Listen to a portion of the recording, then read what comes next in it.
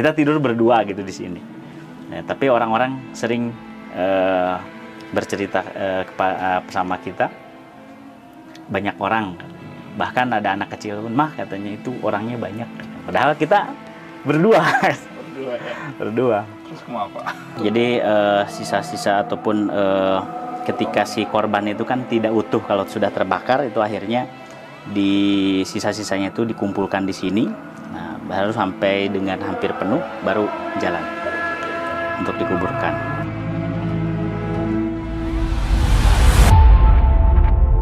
Di belakang ini kan ada satu kendaraan nih Pak, satu mobil. Tulisannya juga masih tulisan ejaan lama nih Pak. Betul. Ambulans Rakyat, RAKJAT. Ya gitu Pak. Boleh diceritakan Pak, sejarah apa yang melekat dalam kendaraan ini Pak, yang putih ini? Oke, untuk ambulan ini sendiri, ambulan si gajah ini atau si dukun ini adalah ambulan milik dari Rumah Sakit Umum Daerah Majalaya, atau zaman dulu namanya adalah Rumah Sakit Ebah Majalaya. Ebah? Rumah Sakit Ebah Majalaya, atau Rumah Sakit Umum Daerah Majalaya untuk zaman sekarang. Dulu ambulan ini dipesan pada tahun 1955, dan setelah itu didatangkan ataupun setelah selesai dirakit ke Rumah Sakit Ebahkan, dan setelah itu ternyata sedang terjadi penumpasan DITI. Maka ketika itu diikut sertakan dalam peristiwa penumpasan DITI Kartosuwiryo.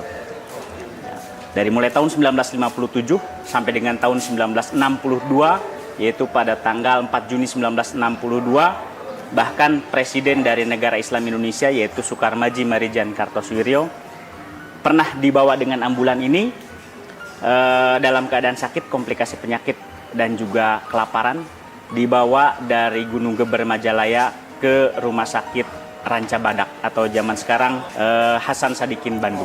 Hasan Sadikin. Hasan Sadikin.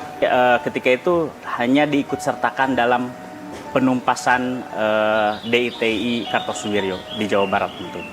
Pak, kenapa sih julukannya itu si gajah atau si dukun nih Pak? Oke, jadi untuk julukannya sendiri, ketika itu saya bercerita dengan kalau tidak salah itu anak dari supir yang membawa ambulans ini. Nah, karena besar, itu dipanggilnya si gajah. Nah, dan yang kedua dipanggilnya si dukun. Kenapa dipanggilnya si dukun? Karena ketika zaman dulu orang ada dijemput dengan menggunakan ambulan ini, karena di dalamnya juga ada dokternya, dan orang sering bilangnya itu dukun katanya, bukan dokter tapi dukun, seperti itu. Bukan karena dukun beranak ya Pak? Bukan, karena kalau konon katanya kalau dukun zaman dulu itu bisa dukun beranak, bisa dukun pengobatan, jadi tidak hanya dukun seperti mistis dan lain sebagainya, tidak seperti itu. Baik Pak, ini kan dari 1957 sampai 62 ya Pak ya? Betul. Berfungsi sebagai ambulans. Berfungsi sebagai ambulans, dan juga untuk mengangkut para korban dari keganasan DITI di wilayah Jawa Barat tentunya. Artinya itu mengangkut orang sakit dan jenazah juga Pak? Betul. Oke. Jadi mengangkut jenazah itu karena misalkan di satu daerah ini ataupun satu kampung ini tidak ingin adanya DITI di sana, maka ketika itu pada malam hari kampung itu didatangi, bahkan ada orang yang sedang tidur pun rumahnya dibakar, dan kebanyakan orang-orang yang terbakar ini ya yang sedang tidur di dalam rumahnya, itu pembakarannya itu dari mulai 12:30 sampai subuh, katanya dibilang seperti itu. Oke. Pak, dari catatan sejarah ya Pak, dari catatan sejarah saat beroperasi, saat digunakan, nah ambulans ini bisa mengangkut apakah hanya satu pasien saja atau hanya satu jenazah saja atau seperti apa Pak? Kalau untuk pasien itu sendiri, karena di sini kan untuk alat angkutnya ataupun tandunya hanya satu, kemungkinan besar ini digunakan untuk membawa orang yang sakit satu orang. Tetapi ketika pas pemberontakan DITI ataupun penumpasan DITI ini, karena kondisi mayat ataupun kondisi korban ketika itu banyak yang tidak utuh, maka akhirnya yang tidak utuh itu dikumpulkan, ditumpuk sampai hampir penuh, baru dibawa ke tempat kuburan massal. Sampai hampir penuh di dalam mobil gitu. Betul. Ya mungkin setengahnya lebih lah, mungkin sedikit. Jadi tidak full satu ambulans ini, tidak. Oke, berarti itu catatan sejarahnya seperti itu Pak ya. Betul. Nah, untuk hari-hari ini apa nih Pak? Apakah ini hanya sebagai pajangan saja atau dimanfaatkan lagi untuk operasional untuk kesehatan Pak? Yang jelas kalau untuk operasional kesehatan itu tidak, karena sudah dijadikan benda koleksi museum di Museum Mandala Wangsit Siliwangi. Tetapi alhamdulillah dari tahun 2012 ketika itu diperintahkan supaya dihidupkan, dan akhirnya kita hidupkan ambulan ini. Sampai sekarang ambulan ini masih bisa digunakan. Bahkan banyak event-event seperti museum keliling ataupun ketika ada event di sekolah, ambulan ini diundang. Dan juga ketika ada kegiatan veteran ataupun ada kegiatan masyarakat, diundang juga untuk mengadakan museum keliling. Seperti itu. Oke, Pak, ada informasinya ambulans ini pernah dipakai syuting film Habibie Ainun, benar nggak sih Pak? Betul. Jadi waktu itu pernah dipinjam untuk syuting Ainun Habibie 3 di Yogyakarta. Oke Pak, ini kan dari segi bentuknya sangat unik Pak. Sejarahnya juga cukup banyak perjalanannya ya Pak, kisahnya. Nah, kalau pikiran saya ya Pak, seorang kolektor barang-barang klasik mungkin akan tertarik melihat ini Pak. Betul. Apakah pernah betul ada yang menawar untuk membeli unit ini Pak? Kalau tidak salah tahun 2010 ketika itu ada tamu dari Singapura datang melihat benda koleksi, dan setelah itu menawarkan, bisa nggak saya beli dengan kurang lebih lumayan tinggi harganya, 500 lebih. 500 lebih. Nah, tetapi kita bilang ini adalah benda koleksi museum dan hanya ada satu di Indonesia. Hanya satu di Indonesia? Hanya satu di Indonesia. Nah, ini buatan Chevrolet, dirakit di JM Motor Jakarta. Ya, pesanan dari Rumah Sakit Umum Daerah Majalaya ataupun Rumah Sakit Ebah Majalaya. Berarti sudah sempat ada ya, sebelum adanya film Habibie Ainun, sudah ada yang tertarik Pak? Sudah, dan ketika setelah dihidupkan sekitar kurang lebih 2 bulan, ketika itu kita isi BBM di luar, di Jalan Naripan. Ternyata ada orang menggunakan kendaraan mewah, boleh nggak dibeli? Jadi disangkanya ini koleksi perorangan, pribadi. Setelah kita jelaskan, akhirnya yang mau beli itu datang ke sini. Jadi ini benda koleksi museum, tidak bisa diperjualbelikan. Pak, perlengkapan yang ada di dalam ambulans ini Pak, seperti tandu ataupun mungkin apapun, kita belum sempat melihat ke dalam. Nah, mungkin nanti kita bisa melihat Pak ya, bagaimana kondisi dalamnya. Apa Pak barang-barang yang masih original Pak? Apakah tandu itu masih original pada waktu masa itu? Masih tetap tandu yang sama Pak? Betul. Kalau untuk kelengkapan yang berada di dalam ambulan ini, ketika tahun 1980, di pertengahan tahun 1980 dihibahkan dari Rumah Sakit Ebah Majalaya ke Museum Mandala Wangsit Siliwangi ini, sudah keadaannya seperti ini, dan di dalam ada tandu. Tandu pun asli, termasuk juga ada kursi supir dan juga kursi perawat itu asli. Untuk perawatan sehari-harinya seperti apa nih Pak? Kalau untuk perawatan sehari-hari seperti biasa kita bersihkan, tetapi kalau untuk satu minggu sekali kita hidupkan untuk pemanasan mesin. Oke, Pak. Nah Pak, dari bodi mobil ini Pak, ini kayak nggak biasa juga Pak, nggak kayak mobil-mobil yang zaman sekarang. Ini bahannya ini tahu nggak sih Pak, bahan apa nih Pak? Dari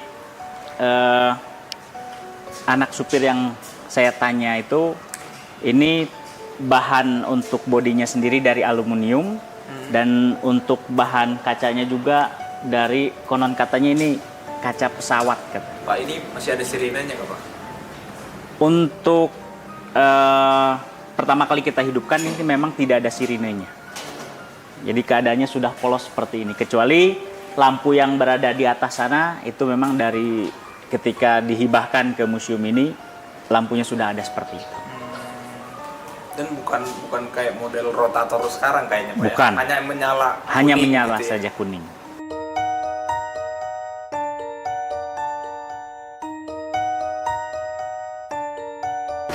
Bentar ya, jangan dulu ya. Karena kan ini sekarang bukan otomatis ya. Ini memang tahapannya Pak? Ya, Muncrat nggak Pak nanti Pak? enggak. Enggak.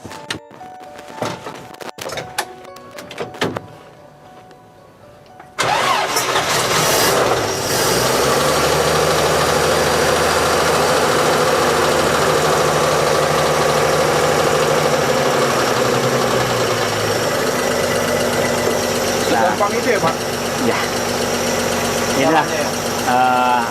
ya di mana kan ketika barang biarpun itu barang tua, ketika kita sayang dan juga merawat terhadap barang itu, ya otomatis insya Allah nggak akan rewel gitu. Jadi si benda koleksi ini pun tidak akan rewel.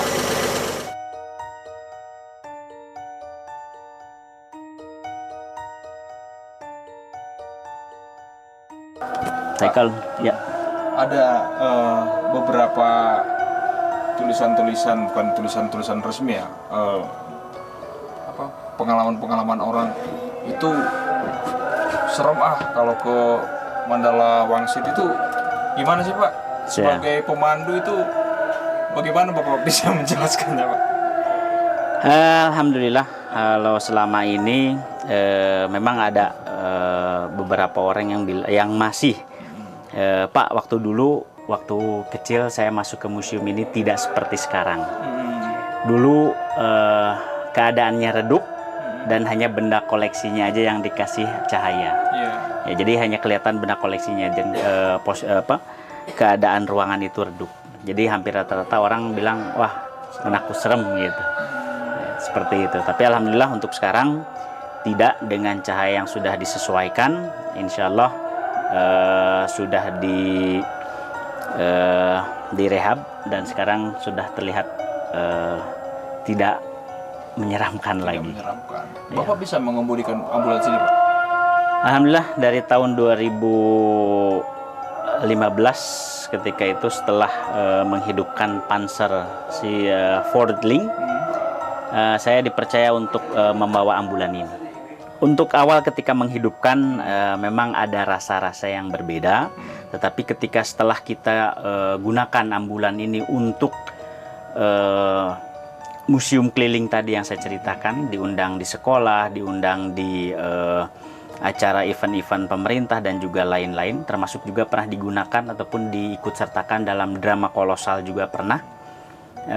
Setelah itu kan kalau misalkan kita sedang melakukan pameran keliling ataupun museum keliling, itu kan membawa benda koleksi dan termasuk bawa senjata juga, ya otomatis kalau 2 hari otomatis harus ada orang yang menunggu senjata itu, karena kan senjata itu asli. Ya otomatis kita pun tidur di sini. Kita pun tidur di sini. Ya. Alhamdulillah kalau untuk pengalaman yang menyeramkan tidak pernah, tetapi banyak orang yang ketika kita tidur waktu subuh, Pak, di ambulan ini banyak orangnya.